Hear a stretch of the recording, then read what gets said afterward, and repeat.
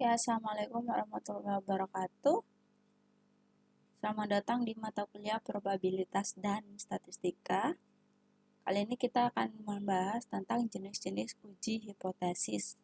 Jika sebelumnya kita sudah membahas mengenai apa sih uji hipotesis, kenapa sih kita harus melakukan uji hipotesis, nah kali ini kita akan bahas mengenai jenis-jenis uji hipotesis itu apa saja.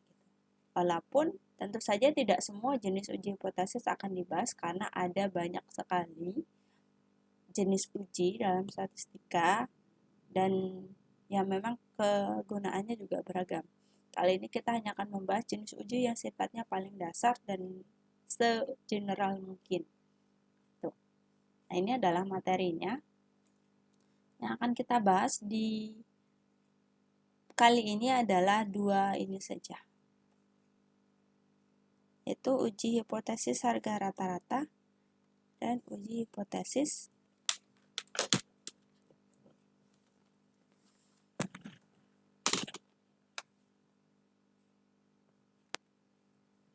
yaitu uji hipotesis harga rata-rata dan harga proporsi. Harga rata-rata sendiri terbagi jadi 3, yaitu tunggal, beda rata-rata bebas, rata-rata berpasangan. Proporsi juga sama, dia tunggal, itu proporsi.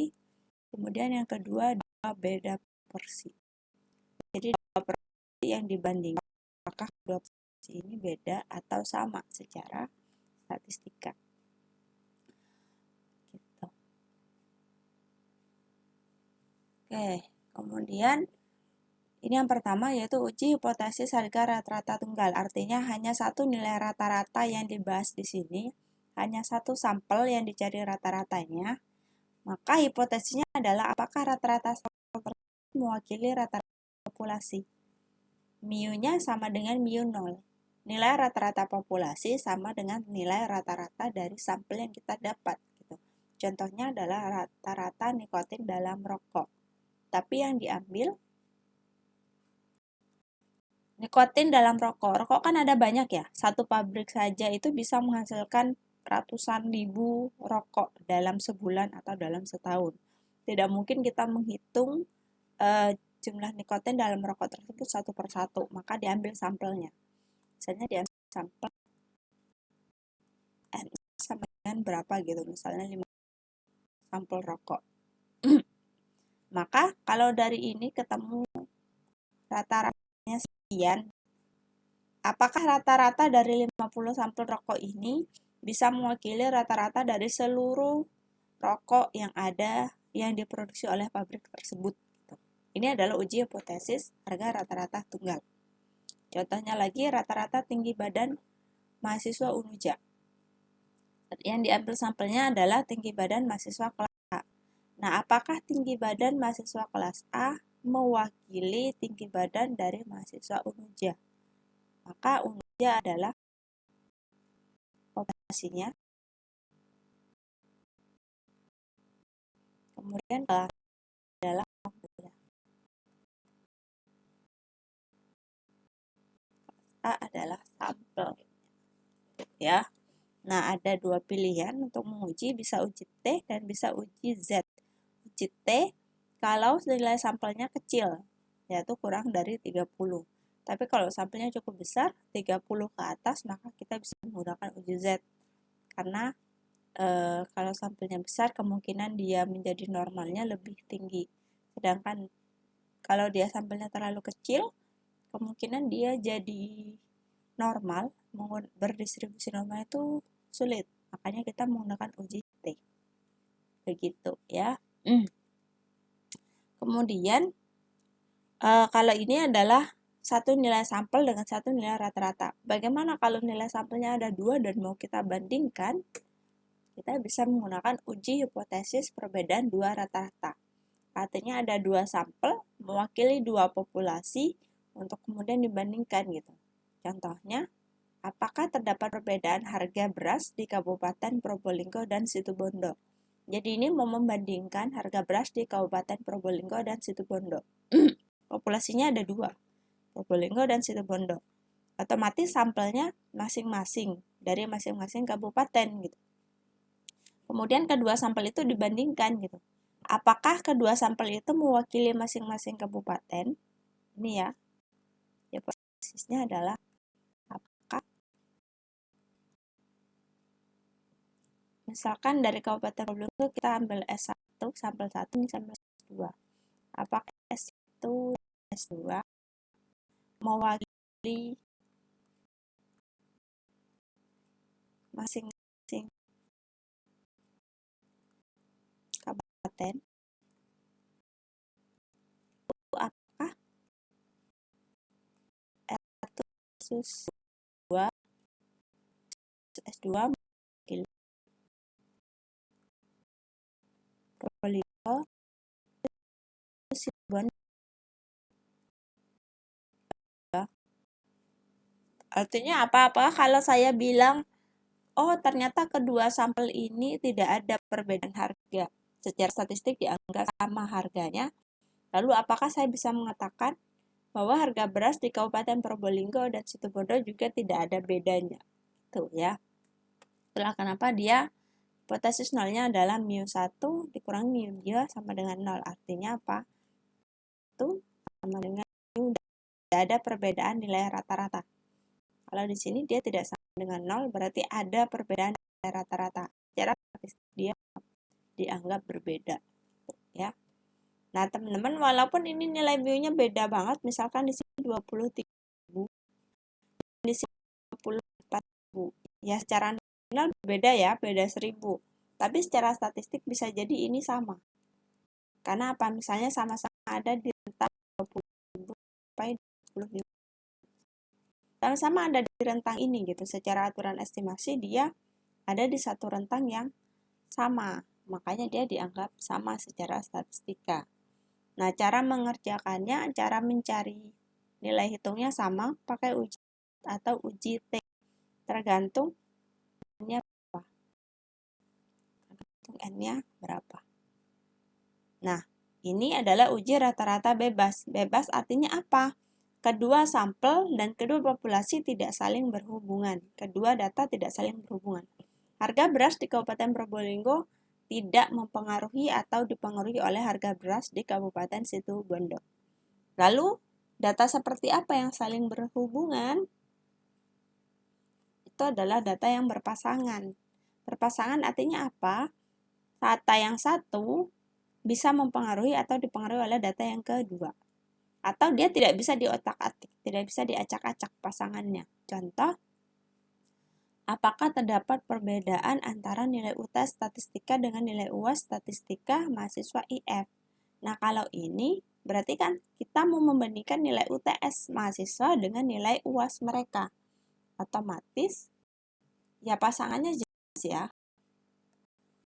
Misal kita punya UTS, kita punya UAS.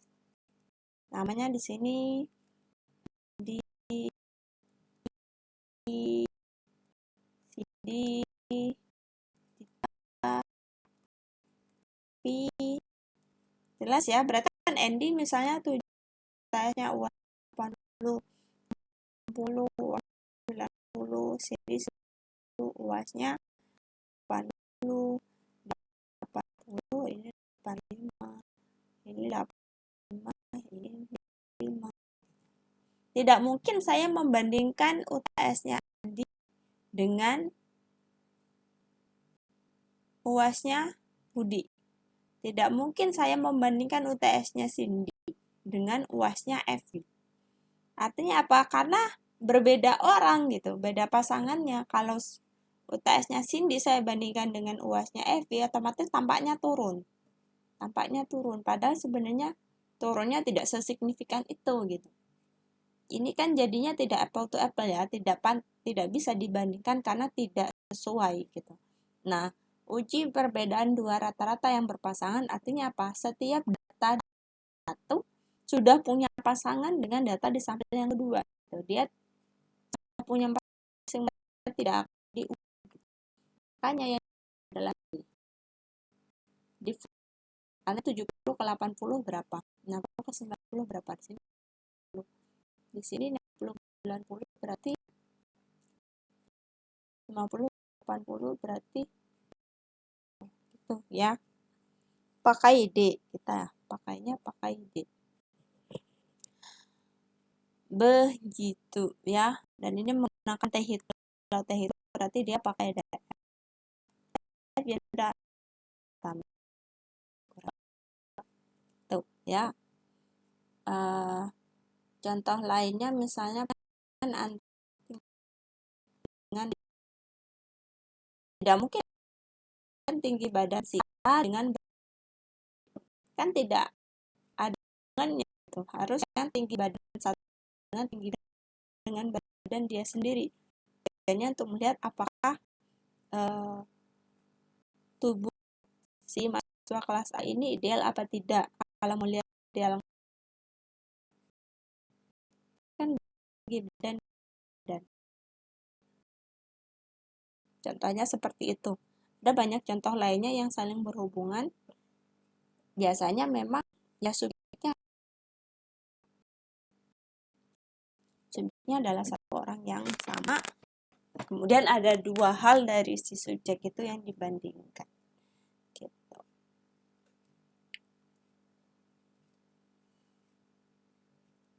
Kemudian hipotesis harga proporsi. Kalau tadi yang dinilai adalah rata-ratanya, yang dihitung, diuji, dikaji adalah rata-rata. Kali ini adalah harga proporsi. Karena ada kalanya kita itu lebih butuh tahu mengenai proporsinya. Misalnya, kerusakan pada periode produksi tertentu. Contoh misalnya saya adalah penjual roti. Donat. Penjual donat. Tiap hari membuat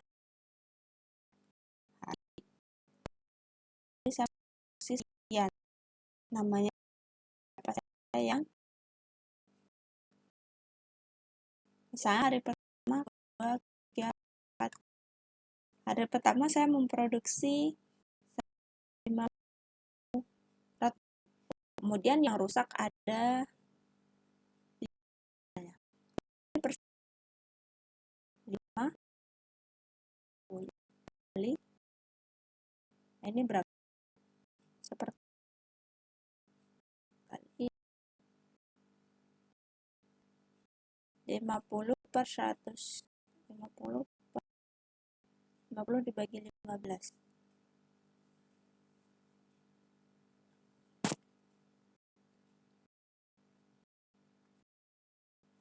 60 dibagi berapa tuh? Misalnya yang kedua ada ya rusak cuma 5 aja. Terus 5%.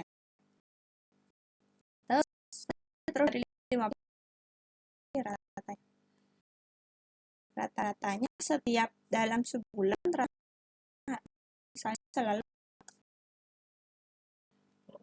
gitu. Nah, nanti dihitung apakah kalau dalam 5 hari ini diketahui rata-rata rusaknya itu sebanyak 6%, apakah itu juga mewakili hari-hari berikutnya gitu. Kalau mewakili hari-hari berikutnya berarti kan bisa dikesimpulan. Oh, berarti setiap saya bikin pasti rusak 6% gitu. Pasti rusak 6 buah dari 100 kue atau donat yang saya buat gitu. Kesimpulannya seperti itu. Lalu sarannya, sepertinya ada yang salah ini. Apakah saya rugi kalau saya kehilangan 6% dari produksi saya atau tidak? Tuh ya. Itu bisa membantu perusahaan membuat kebijakan. Nah, ini hanya satu nilai proporsi. Artinya apa? Hanya satu jenis data, hanya satu jenis donat yang saya produksi. Kalau misalnya saya punya 2 jenis donat. Misalkan saya punya jenis donat. Donatnya adalah saya punya 2 jenis kue. Dan apa ya? Dan roti kukus, tah roti apa gitu ya. Persis roti. Sama-sama memproduksi sekian setiap hari. Sama-sama ada yang rusak juga gitu.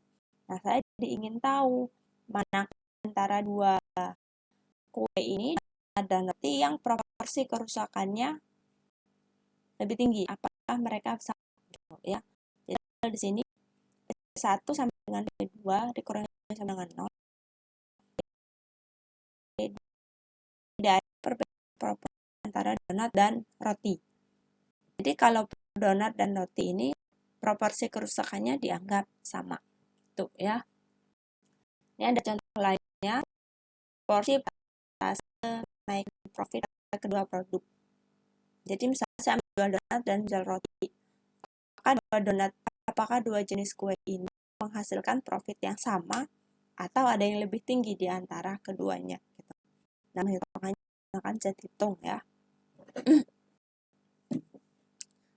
Uji Z. Oke, itu saja. Itu saja. Nah, ini ada beberapa soal, teman-teman silahkan dibaca untuk dicek. Ini dia menggunakan uji apa gitu. Nah, kalau di sini terlihat bahwa sebuah penerbit buku akademis mengetahui bahwa staf penjualannya melakukan 20 kali promosi. Berarti ini adalah hipotesisnya adalah mereka melakukan 20 kali promosi ke perpustakaan tiap bulannya gitu. Nah, untuk menelitinya diambil hanya 30 saja. N-nya 30.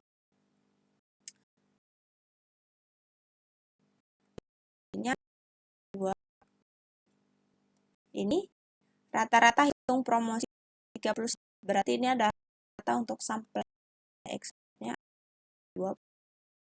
Nah, asumsi saya rata-ratanya 20 kali promosi tiap bulan, tapi data yang didapat adalah 22 kali promosi per bulan. Apakah ini sama secara statistika atau berbeda? Nah, itu yang dicek. Dengan taraf signifikan 0,5 alfa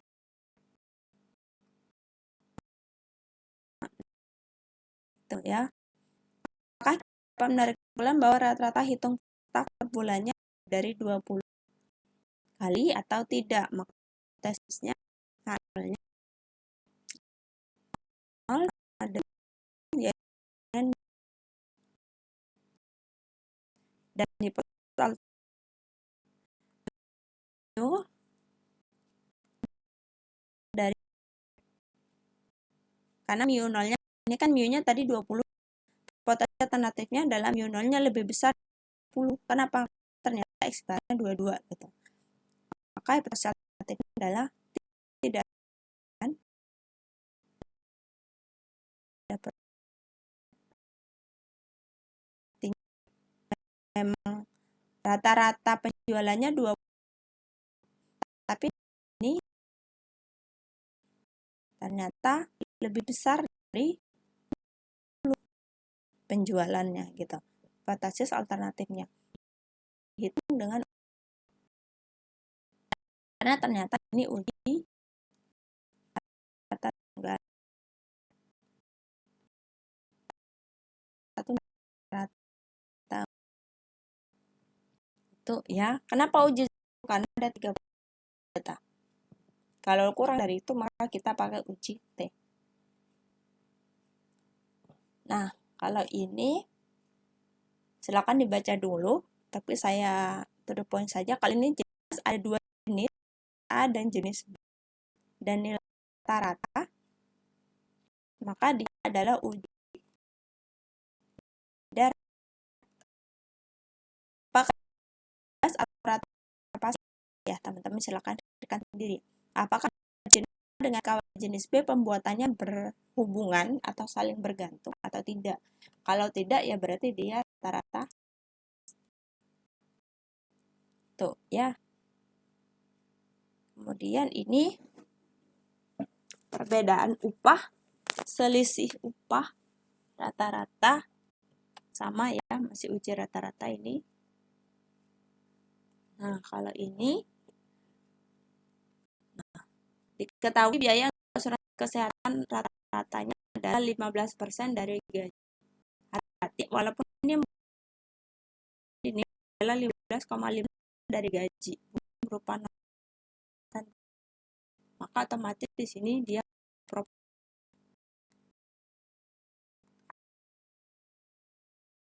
proporsi dari pemberian biaya asuransi kesehatan dibandingkan gaji. Jadi biaya asuransi kesehatan itu selalu diambil dari gaji sekian persennya gitu. Nah, sekian persen dari perusahaan itu kan beda-beda. Di sini otomatis besar, otomatis menengah. Jadi apakah persentase biaya asuransi besar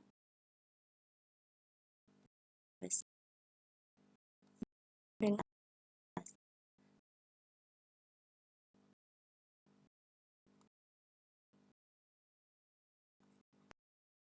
itu adalah basis nolnya. Mereka persentasenya sama apa enggak? Proporsi pengambilan biaya asuransi kesehatannya sama apa tidak gitu. Ini 15,5%, di sini 14,1%. Jadi nanti silakan dihitung. Oh, ternyata sama. Sudah berarti basis nol yang diterima kali basis atasnya tidak gitu. Itu ya, ini pengambilannya. Nanti N-nya apa? Ini kan N-nya juga beda. Ini N1-nya 14, N2-nya 12. Berarti DX-nya berapa nanti? Gitu. Berarti dia uji proporsi atau